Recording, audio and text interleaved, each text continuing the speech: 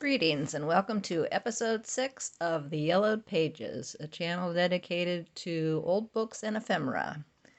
This episode is going to be dedicated to another one of my favorite authors, Leo Rosten. And I'm Liz, and I'll be your guide. And first off, I want to do a shout out to Nancy. Yay, Nancy! I had a comment from a watcher. I want to let you know that I appreciate it, and I hope you're enjoying Edna Ferber's books. And keep me posted on which ones you like best. And without further ado, let's get into Leo Rosten. Leo Rosten was born in Poland in 1908, or what is now Poland, I guess. And he and his family immigrated to the U.S. in 1911, and he died in New York City in 1997. He was a screenwriter and an author, and some of his books, his series are Hyman Kaplan, who is an immigrant and was going to night school to learn English, and the Silky private investigator books. People I have known, I've loved, known, or admired, Giant Book of Laughter, and those are just to name a few. If you look it up, you'll see all the books that he's written, fiction and nonfiction. But two of my favorites, I'm just going to touch on Captain Newman, MD. And this is another one I probably found at the library in maybe the early mid-70s, I guess. And it's another one of those that I just like to read on a regular basis. For a long time, it was another one of my summer reading books, just because I love all the characters. The writing is so descriptive, and this is another book that was made into a movie. And even though I like the casting, because Gregory Peck was cast as Captain Newman, and I love Gregory Peck. He's played two of my all-time favorite characters, Atticus Finch and Captain Newman. But no matter how good the movies are, they still don't compare to the book, because there's just so much that went on in the books, and To Kill a Mockingbird and Captain Newman, MD, that of course never made it to the movies. If they made it to the movie, everything from the book made it to the movies would be like 6 hours long, or would have to be a mini-series. But they left like a complete important character out of Captain Newman, MD. And the story is, Captain Newman, MD is a story about a psychiatrist in a ward at Camp Colfax in the Southwest. And Captain Newman is the head psychiatrist. And this is, of course, before PTSD, or before it was called PTSD, when it was maybe battle fatigue, or I'm drawing a blank on what the other names for it were, but military soldiers that had PTSD, but they were, and this is the Army Air Corps. This is before it was called the Air Force. But if they maybe cracked up either during combat or getting into fights or whatever, they might have been sent to Ward 7 at Camp Colfax. Let's see, everything from tics to combat fatigue. We deal with sickness, the kind of sickness that doesn't show up on a thermometer or fluoroscope. And this was, here's a kind of a list of some of his books.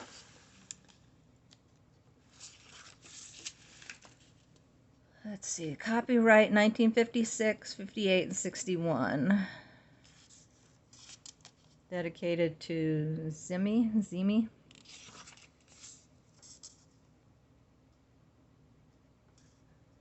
And to the reader, dedications. This is a work of fiction. The characters, names, incidents, places, dialogue, and shenanigans which follow are products of the imagination and are not to be construed as real. If they seem true, the author will be terribly pleased.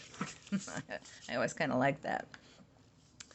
Here's the table of contents, meeting Captain Newman and Ward 7, 2 men for the ward. That's one of these 2 men that like are throughout the whole book.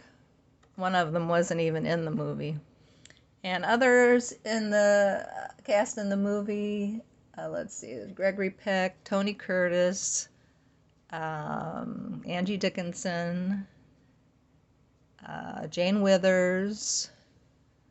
Let's see, who else? Actually, Robert Duvall, whose part wasn't too much bigger than his part as Boo Radley in To Kill a Mockingbird. And a bunch of bit players that you'd probably recognize the faces.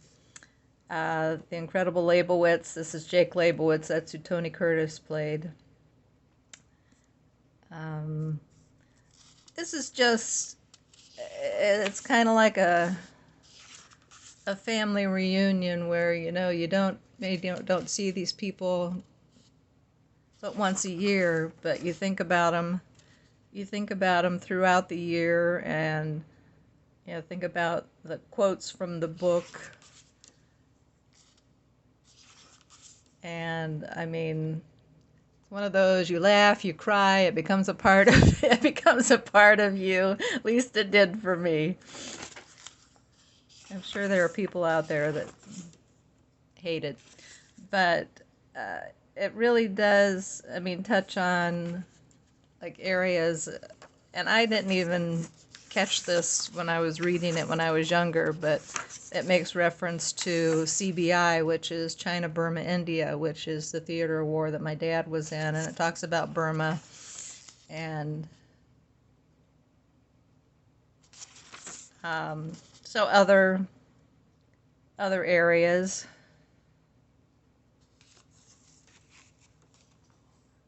Oh, and what was it, Bobby Darin? Bobby Darin was in the movie. He was really very good in this.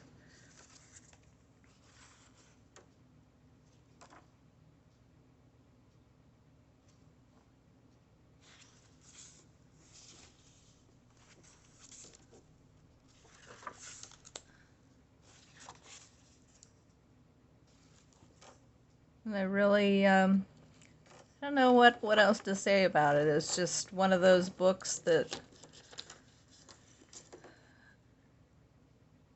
I just go back to time and time again, just because, like I say, the characters, excuse me, I like the characters and the writing, and I love Captain Newman, and so if you get a chance, and you're looking for maybe something new that you haven't read,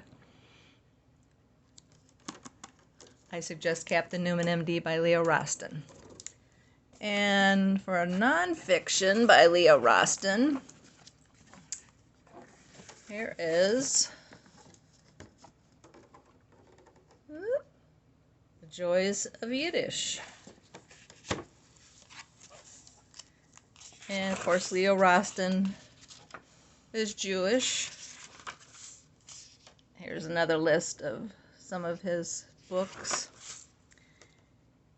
And I just find it interesting that so many Yiddish phrases and words are such a part of our day-to-day English. He also wrote a book called The Joys of Yinglish, I think. I don't, Joys of Yiddish, it's not on here. That must have come later. But I don't think I've read that one, so I'm not sure what the difference is between Yiddish and Yinglish. Maybe it's just that we've changed some of the Yiddish lexicon to fit America. And I'm just going to go through here randomly and see what I can find. I know you'll recognize some of the phrases. Let's see.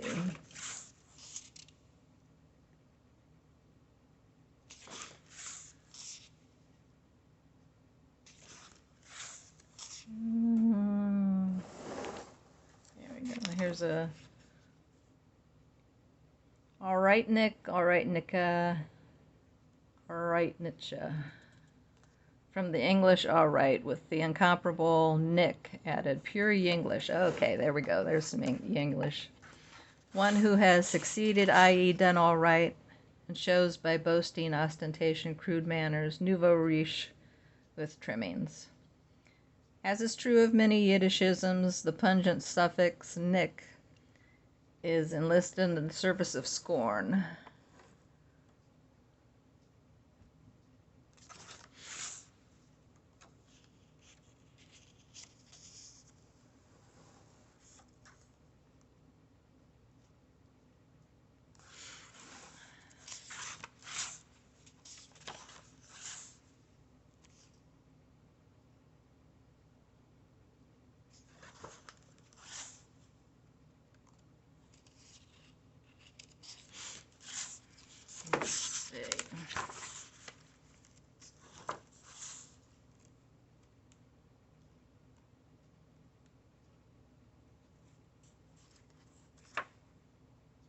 Bupkis. Of course, that's a pretty well-known one. Bupkis rhymes with mopkiss or bubkiss. To rhyme with put this, bopkiss. That means Russian beans, but Jews say bupkis, not to designate beans. Beplok does that, but to describe with considerable scorn something trivial, worthless, insultingly disproportionate to expectations. I worked on it 3 hours, and what did he give me? Bupkis. I think bupkis more eloquent because more harsh than peanuts. Something absurd, foolish, nonsensical. I'll sum up his idea in one word. Bupkis. Bupkis must be uttered with either scorn, sarcasm, indignation, or contempt.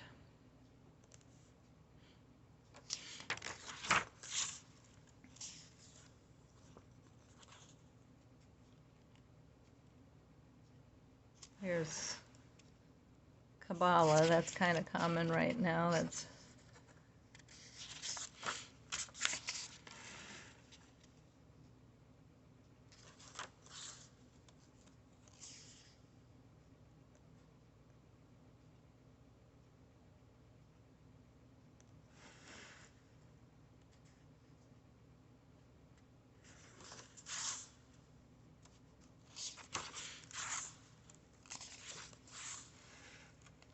let's see, what else do we have here?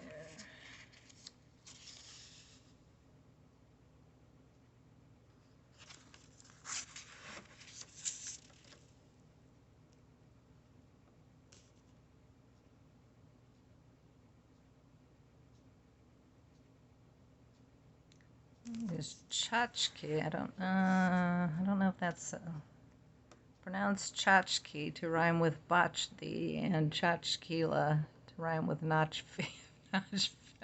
tchotchkela. I prize these words, which are forms of tchotchke and tchotchkela, which I urge you to savor.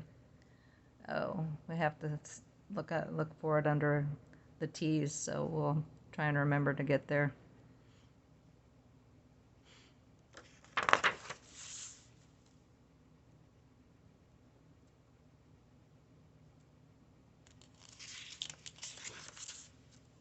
Chutzpah, okay.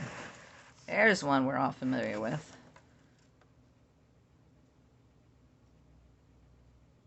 Chutzpah, gall, brazen nerve, effrontery, incredible guts, presumption, plus arrogance, such as no other word and no other language can do justice to. The classic definition of chutzpah is, of course, this. Chutzpah is that quality enshrined in a man who, having killed his mother and father, throws himself on the mercy of the court because he is an orphan.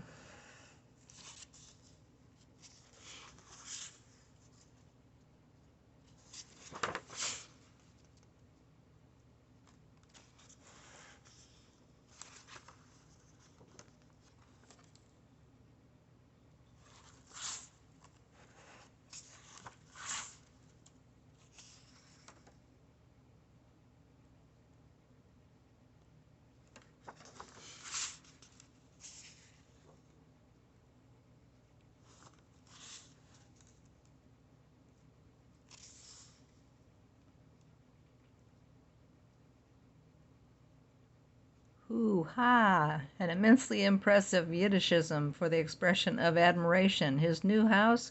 Hoo-ha! Astonishment. She ran away? Hoo-ha!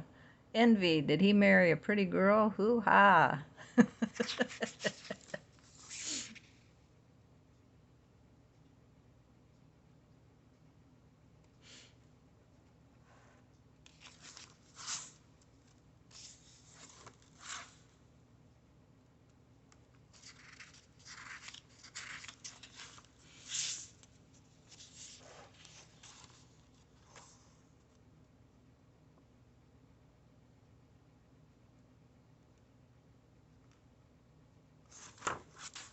Let's see.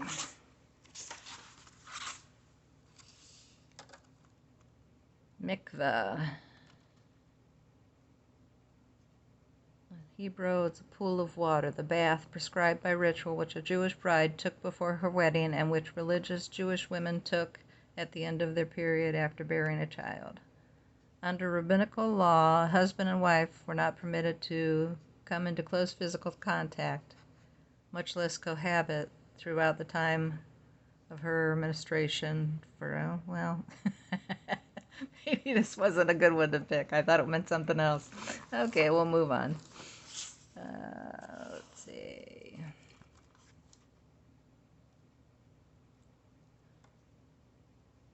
Oi.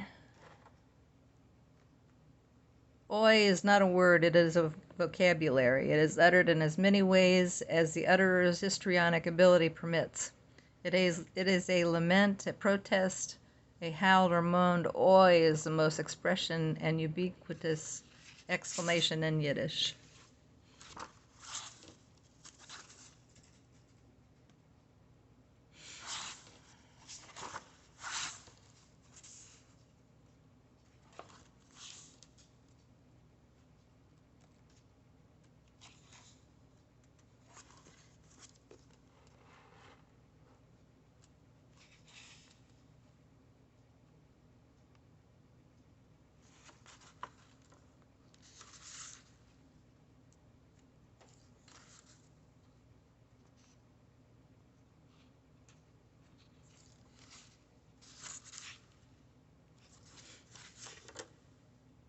Shemazel.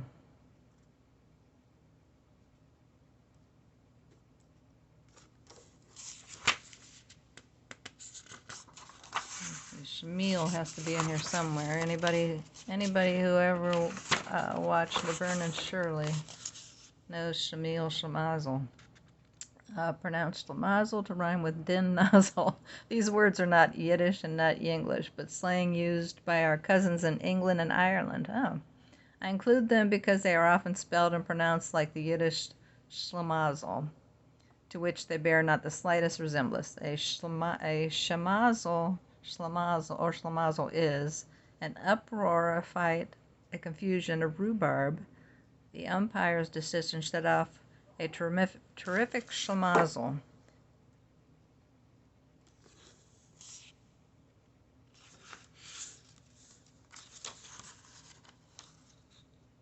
Oh, here's Shlemiel.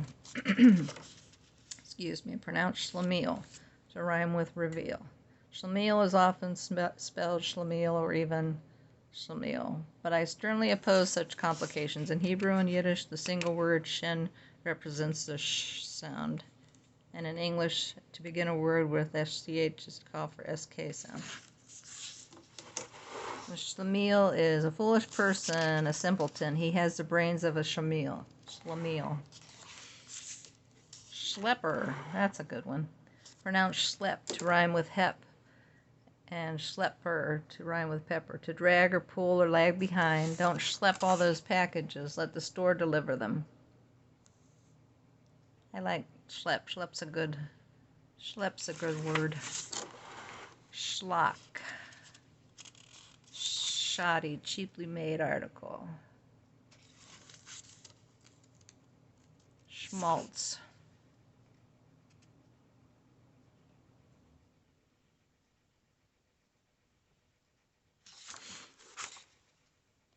Schmagegi. An unadmirable petty person. Schmear. To paint, to smear, to spread. Schmear it on the bread. Schmendrick. That's another good word. A Casper milk toast. A pipsqueak. Schmooze.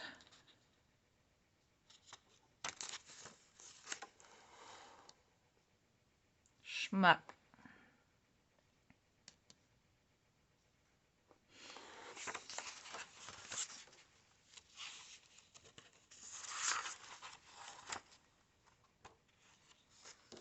Let's see if we can find Chotsky. Gotta be in here under the T's somewhere.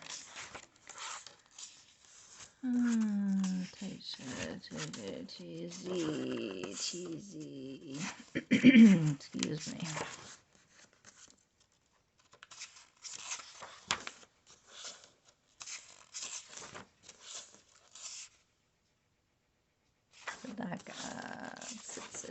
Oh, come on. Maybe it was TS. Was it TS or TZ?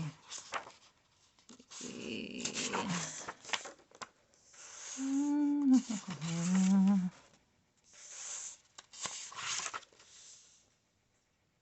Oh, here we go. Chotsky.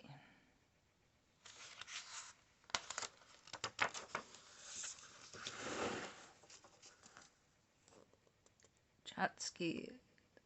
Toy, a little plaything. I brought the child a Chotsky. Chotsky. Now I can't even say it.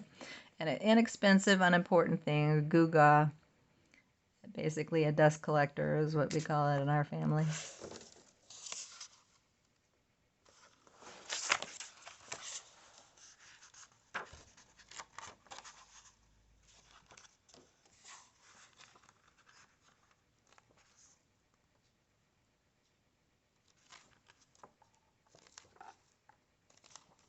Well, that brings us to the end of The Joys of Yiddish and the episode on Leo Rosten. So if you get a chance, or if you have read Leo Rosten and enjoy it as much as I do, let me know. I appreciate it. And thanks for watching, and keep reading, and take care. Thanks. Bye.